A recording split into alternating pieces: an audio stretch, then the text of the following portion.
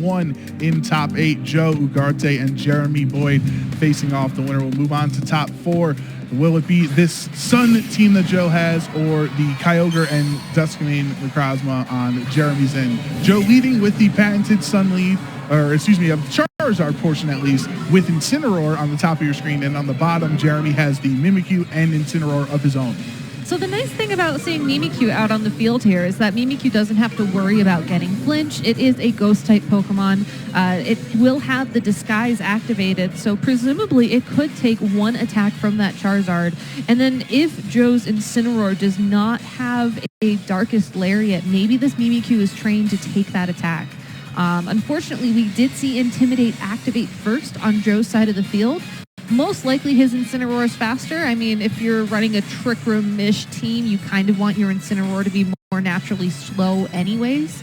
But if that was a speed tie, or maybe if Joe does go for the attack onto the Mimikyu this turn, you just flinch it and you get a free Trick Room. So I think that Jeremy is in a fantastic position to set up the speed control. I think the big question is, how do you rotate the Necrozma onto the field after that? Because it's very possible you'll be taking some big damage even if you could move first. Jeremy's Incineroar with the fake out first on this turn into the opposing slot. Ancient Power will connect. It is super effective, but does not get that boost he was looking for. It looked like Incineroar on Joe's end did not go for a fake out that turn. That's why Jeremy's was able to work out so well. And then Mimikyu will twist the dimension. So now for the next 4 turns, the slower Pokemon will be moving before the faster Pokemon, which helps out Jeremy. It really does, but you have to wonder, again, what exactly do you do at this point in time? Because usually you activate Trick Room and then you try and get your attacking Pokemon out on the field. No switches, just a Snarl to drop that Charizard special attack. So again, slowing the game down, but not a lot of damage happening yet. Parting shot out of Joe's Incineroar here will lower the attack and special attack on the Incineroar, but not mattering too much. Really just wants that switching effect, being able to pivot into something in the back on Joe's end that can potentially handle this Trick Room a little bit better. Right now, Joe deciding that Groudon is the option on this turn, thanks to the drought that will set up or boost all fire attacks for the next couple of turns, the amount of damage they do, and Light Screen out of Mimikyu here. So not only did he snarl the Charizard, but Light Screen's also going to hurt that special attack. Hits Hurricane in the sun, which is only a 50% chance to happen. So that's also impressive that Charizard actually connected the Hurricane there, but really did not do any damage. No, I was surprised that we saw a switch from the Ancient Power, honestly. You know, Ancient Power does have a chance of raising Charizard's stats by 1 stage, all of them. The Hurricane, a little bit of a risky play given that you were switching your own Groudon onto the field, but you know, Joe's in an interesting spot here. Yes, Light Screen is up on the field, and yes, that Charizard special attack has been dropped 1 stage, but if Joe wanted to, and if Jeremy is going to try and pivot this turn, you just go for the Dynamax or the Gigantamax on either of these 2 Pokemon. You get some really big damage down onto the field, and as a result, I don't think Jeremy could comfortably switch in the Necrozma or the Kyogre onto the field. Like, even though Jeremy has the speed on his side, Joe is just coming out with so much offense. It's going to be hard for him to break through that. Mimikyu with a Shadow Sneak into the Gastrodon that just switched into that slot, and yet another Snarl from Incineroar. So that's going to hurt Gastrodon a little bit, as it is a special attacker. But Joe decided to switch out the Charizard just because it was just not putting out enough offense because of those drops. The Precipice Blades does connect onto both Pokemon, getting rid of Mimikyu's disguise, which is important, but also knocking out Incineroar here. So Jeremy is going to be forced to bring in his 3rd Pokemon. And you have to assume that's going to be the Duskmane Necrozma at this point in time. You could send in the Kyogre, but that Gastrodon with the Storm Drain ability really isn't. It's just going to sit happily on the field and really stall out the remainder of the Trick Room turns. It is going to be that Kyogre, so Jeremy most likely trying to prioritize damage down onto the Groudon and just accepting that this Gastrodon is going to be around on the field. It really makes me wonder what Jeremy's last Pokemon is, because if he doesn't have an answer to that Gastrodon, we could very well see Joe either choose to Dynamax that Gastrodon in a couple of turns, go for those Max Quakes, maybe even some Max Hailstorms for big damage, or just yawn everything on the field and put it to sleep and, use those turns again, style out the remainder of Trick Room, and then take those knockouts.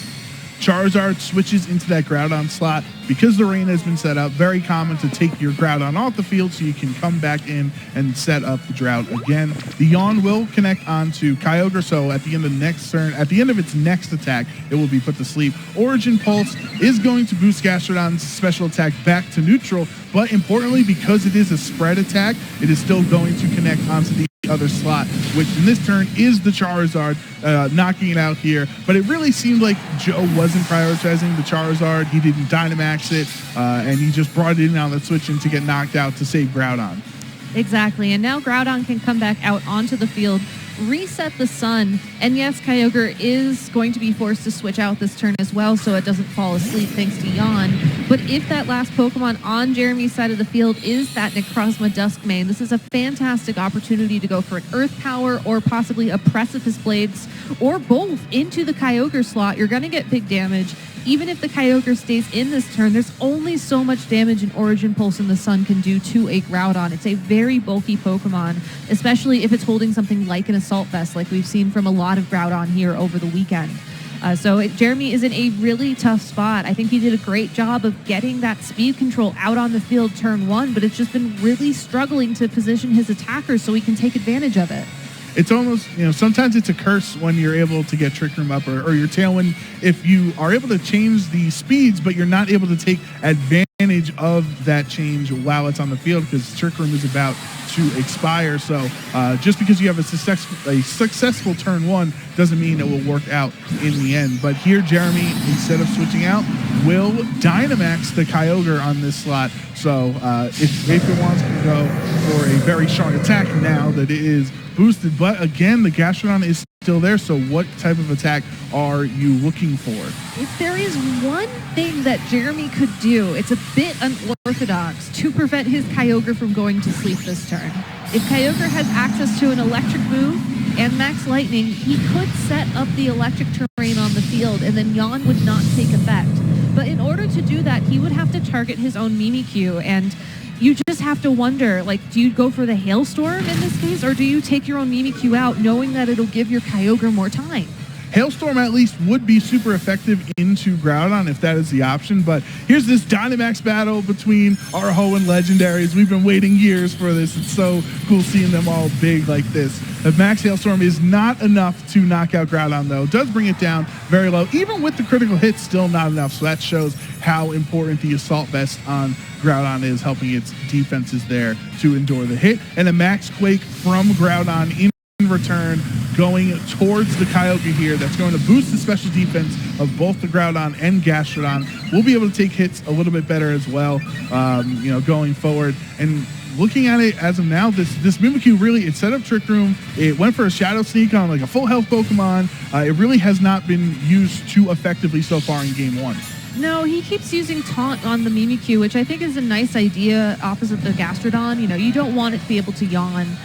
But unfortunately, given the fact that it is faster than the Gastrodon, it was unable to protect Kyogre from that initial attack. And, now Kyogre's asleep, and Jeremy is no longer able to take advantage of Dynamax. It's really unfortunate how much Jeremy's been struggling to figure out that position. Mimikyu is an awesome supportive Pokemon in this team. We've seen Light Screen, we've seen Trick Room, we've seen Shadow Sneak and Taunt. It's just built to be that supportive partner for a Pokemon like Necrozma Duskmane.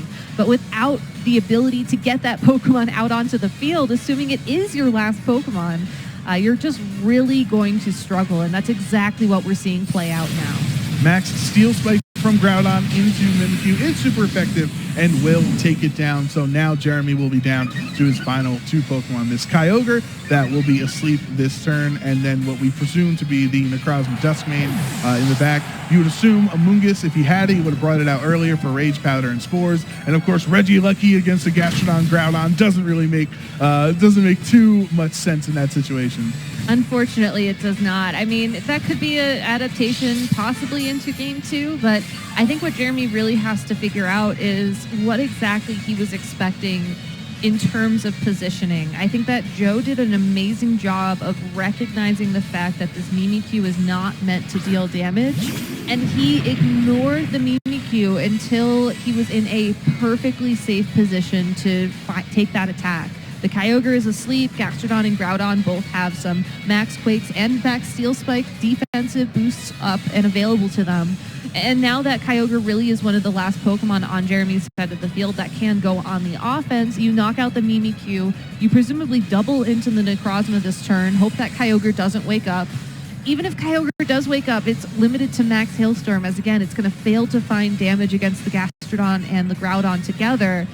And then you just sort of power your way through here. I think Joe's done a fantastic job of, using speed control without actually using speed control, just with this offensive pressure that these Pokemon bring.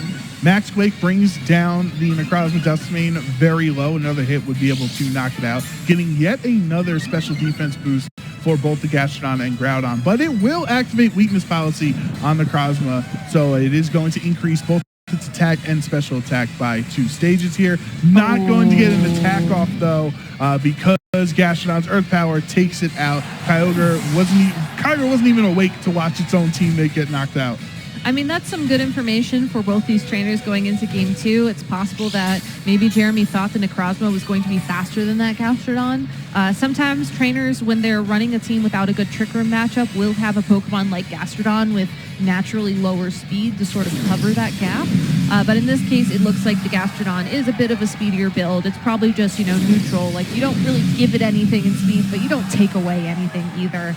And as a result, it's just able to, again, sit on the field, yawn, put things to sleep, do some nice chip damage, and really give Joe this Game 1. I think that's a great point, that would have had a better pivoting position there. But Joe will not switch up his lead for Game 2. It is Charizard and Incineroar again. Jeremy, however, will change it up. That Mimikyu has been switched out for Kyogre Incineroar in this slot. If we see again Joe's Incineroar Intimidate first, and that is what happens. Like we were assuming the last game, it does appear that Joe's Incineroar is faster than the opponent's. Yeah, and that's just good information for us to have as we go into this turn. If you think back to Game 1, the Incineroar went on an attack and was able to be flinched. That's not really necessary here. It's possible that Joe might even decide to immediately switch that Groudon in, get the Sun on the field, protect the Charizard, activate Solar Power as well, and go for a very, very powerful attack to either of these Pokemon on Jeremy's side of the field. Jeremy's almost forced, I think, to consider Dynamaxing the Kyogre here, given this lead, so that if the Groudon does come in on the field, you can go for a Max Geyser, keep that weather in your favor for as long as possible. But then all Joe needs to respond to that is you switch in Gastrodon. So it's a great lead. Will give Jeremy some potential offense, but Gastrodon already here to slow things down once again. Joe's Incineroar will fake out the Kyogre, and Jeremy's Incineroar goes to the Snarl, avoiding the Incineroar, but won't really matter since it's an ineffective hit. Gets a special attack drop onto the Gastrodon, though, so maybe Joe, pivoting in this spot, doesn't want the Groudon to take any damage, so you might as well, if the Kyogre was baited into Dynamaxing and going for Max Geysers on that turn against 2 fire types, right? With a Groudon in the back, that would have been a very nice switch in on the Gastrodon just to redirect that attack away. I mean, even if that wasn't what happened, in this situation, the Gastrodon can start going for yawns immediately. It's not going to take damage from the Incineroar or the Kyogre on Jeremy's side of the field. The Gastrodon is just really the MVP of this team and in this matchup, giving Joe the confidence and the safety to switch in Charizard onto the field. And Jeremy calls that. Yep, Gastrodon will get the Storm Drain boost because of the Origin Pulse, but again, like we said in the last time, it will still hit this Charizard and gets another one-hit KO, so poor Charizard has really not been able to attack. It's been snarled in Game 1 with the light screen up also. Now it gets knocked out again here. Not really effective for Joe so far this set. Yet another Snarl out of Incineroar, but the Yawn connecting on to Kyogre here will make it drowsy, meaning at the end of its next attack, it's going to be asleep. And now what do? Do you switch Kyogre out to get rid of the Yawn? I think you have to. I think that Kyogre falling asleep was really one of the key things that happened in Game 1 that made it so much harder for Jeremy to figure out this matchup. At least if you switch Kyogre out at this point in time, you can get the weather back eventually. And honestly, Incineroar appreciates the sun right now. A Flare Blitz into that Groudon is going to do a nice amount of damage. You could alternatively go for a Parting Shot and then get another Intimidate in. That could also allow you to switch the Kyogre out and get the Kyogre back out onto the field without having to worry about Yawn. Gastrodon's going to be faster than the Incineroar. We've already established that. So Incineroar would switch out after it was yawned, presumably, and then you get something back out onto the field. I do like how the Incineroar went for the Snarl in that previous turn because it essentially made Storm Drain not as important as it could be. Like, yes, Gastrodon didn't take damage, but it also didn't get the special attack boost from its ability. So Jeremy, again, buying himself some time here, but going for a manual switch to send Mimikyu out on the field. It looks like this Kyogre is going to be going to sleep again. Yep, so instead of going for the Parting Shot option like you were talking about, the Mimikyu will switch into that Incineroar slot.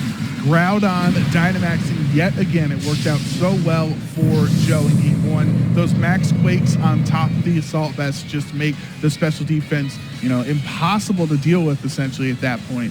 Max Quake from Groudon targeting down the Mimikyu is not going to do any damage thanks to Disguise, but however, it will break that Disguise on Mimikyu so it can take damage on the following hit and give a special defense boost to Gastrodon and the Groudon.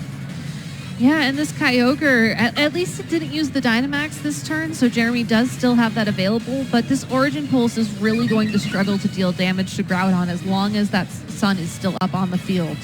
Yes, it will connect onto it though, but thanks to AV and Dynamax and Drought, it really is not very strong there. It looked like Gastrodon tried to yawn the same slot in that positioning, expecting a switch out, so that won't have worked there. But Kyogre unfortunately asleep again, and what do you do against a Max Quake boosting Groudon with Assault Vest in the sun when you're a Kyogre? I mean, not much, honestly. I think what Jeremy's probably hoping for this turn is the knockout on the Kyogre, so that way he can set Trick Room up with Mimikyu, get that Duskmane Necrozma out on the field, activate the weakness policy, and then go on the offense. It's possible that Jeremy is also trying to stall out the remainder of Groudon's Dynamax prior to doing that, but still, letting the Kyogre go to sleep there is going to make it a lot more difficult for him to wrap up this end game. I think that he is forced to switch something out at this point in time. I want to say the Kyogre, so that he can bring in the Incineroar, get that Intimidate down on the Groudon, stall out a couple more turns of this Dynamax, and hope that Mimikyu can hold on long enough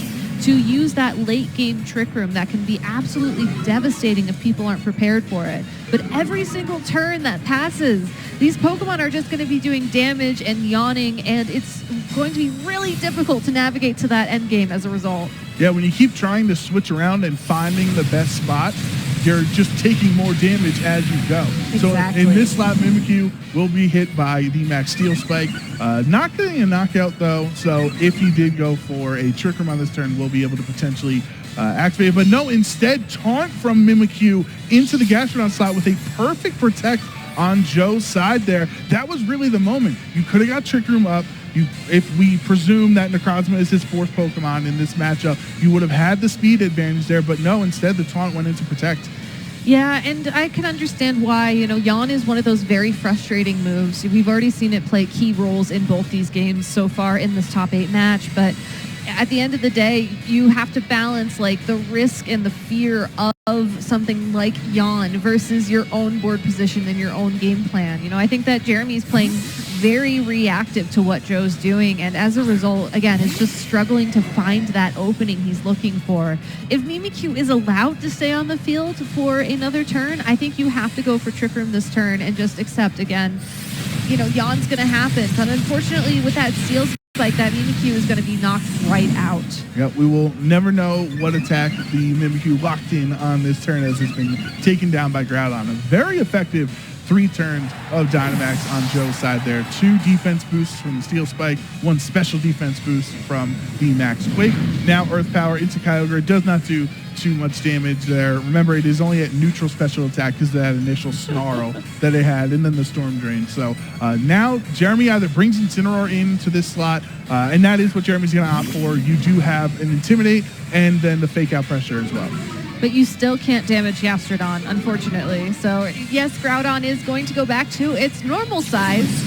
Still a Titan, but just not as titanious, if that's even a word. Titanic. Sure, we'll go with that one. But it's going to still be rough. Like, you get the knockout on Groudon this turn, assuming your Kyogre wakes up.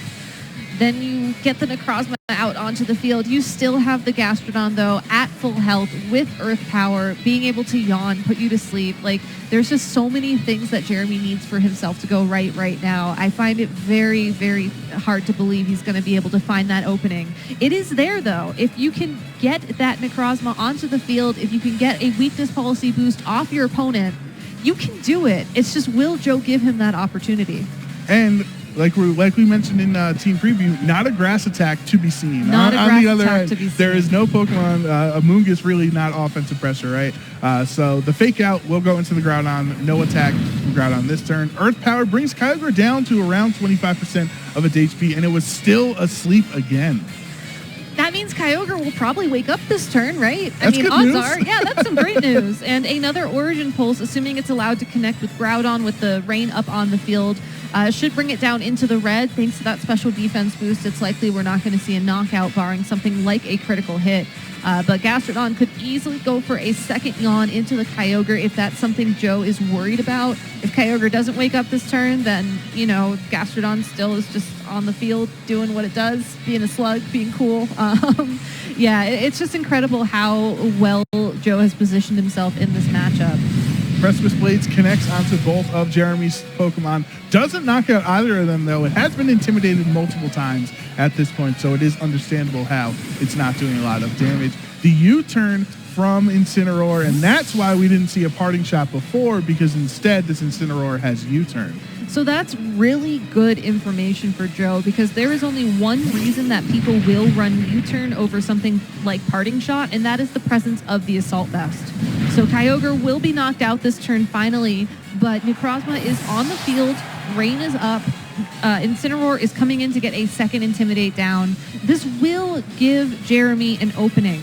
Joe will probably have to switch out that Groudon for his own Incineroar to get the weather back eventually.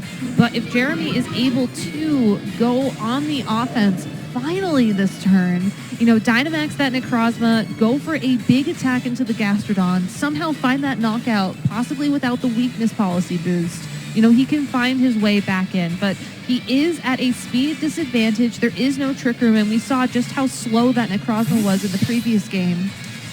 I don't know. It's possible maybe he attacks with his own Incineroar to activate his weakness policy. The rain is up, so it would do less damage, but a very telegraphed switch out of the Groudon into Incineroar. You just got to get rid of those attack drops. You have to reset the stun and get rid of this rain at some point. But for Jeremy, this is his final stand, Dynamaxing the Necrozma Duskmane. Unfortunately for him, though, it doesn't have the benefit that the Solgaleo does with the Full Metal Body not being able to drop its stats. Because of Prism Armor, it has been intimidated, so now it's at -1. This attack will do less damage. The Incineroar will fake out Gastrodon, so knowing that there won't be any damage on Joe's side of the field this turn, and Max Steel Spike into Gastrodon does maybe double-digit damage, just barely. I understand, though, he's going for the defense boost because of the Incineroar and the Groudon. I almost feel like Fake Out did more damage than that Max Steel Spike that turn. It's a really tough position for Necrozma to be in. You know, Necrozma is a very fun Pokemon on paper. You know, it is, you know, there's Steel type, which like Zacian and Zamazenta have had a really fun position in terms of the Series 12 metagame. But in this matchup, you just can't really do too much. You know, maybe we could have seen a Trick Room there off that Necrozma. It does get access to it. Like I said, maybe we could have also seen the Flare Blitz into your own Necrozma to proc the weakness policy and get something up. But even if you were at +1 attack after that Intimidate, that Gastrodon probably would have only taken maybe 20 more HP of damage. So it's a very, very slow sort of run up to the end of this game. Maybe if we see a critical hit, that could be something. That was a lot of damage into the Gastrodon, and there, thanks to the critical hit, that brought it down pretty low. We know Joe's Gastrodon does not have Recover, so it'll only have the leftovers recovery at the end of every turn. parting shot from Incineroar will lower the attack yet again onto this Necrozma. So now it is -2 in that slot. You're going to need a lot more crits. Obviously, Groudon switching back in, setting up the Suns. But Gabby, I think that's a great point to bring up the potential Trick Room. On that previous turn, it was a very telegraphed play, like we said. We knew Incineroar was switching into Groudon, and you had Fake Out into the Gastrodon slot. So here's the self-activation, though. Flare Blitz from Incineroar has been intimidated twice, so you know it's not doing a lot of damage, even with the Sun. That will boost it up. But now the yawn out of Gastrodon, living through that crit, really not caring whatsoever. At the end of the next attack, after the third turn of Dynamax for Necrozma, will be knocked out. But what I'm saying is, the Trick Room that turn, you knew Joe had no damage coming out that turn, so you were safe to Trick Room. Yeah. But then you have to wonder, like, would you just be enabling the Gastrodon to be even more intimidating? Like, you need the Trick Room to handle the Groudon and the Incineroar, but the Gastrodon is just happy to sit on the field. And, I mean, Gastrodon still has those defensive boosts as well from Groudon's Dynamax, many turns ago. So it is unfortunate that Jeremy has been put in this position. It is going to come down to this Necrozma. Might be able to take a knockout on this Groudon here, but after it's put to sleep, it's only a matter of time before Precipice Blades and Earth Power can take it out, unfortunately. And there is no critical hit on that turn for Necrozma, so unfortunately for Jeremy, the Groudon stays on the field. 2 ground types that will be able to super effectively hit the Necrozma there, so it is unfortunate. Joe has really played this set very well, a commanding position in both Game 1 and Game 2, but giving some credit to Jeremy making it here into top 8 with a quote-unquote unconventional positioning with Necrozma compared to Solgaleo or Zacian instead. I think that is definitely commendable to make it here this far. I think that Trick Room honestly has a lot of potential in this metagame right now because there are so many teams like Joe's that don't really run speed control. I think that it is unfortunate that Jeremy just didn't have an answer to Gastrodon, and if you look back on these games, it really was the lack of that answer, I think, that gave Joe the advantage and that comfort to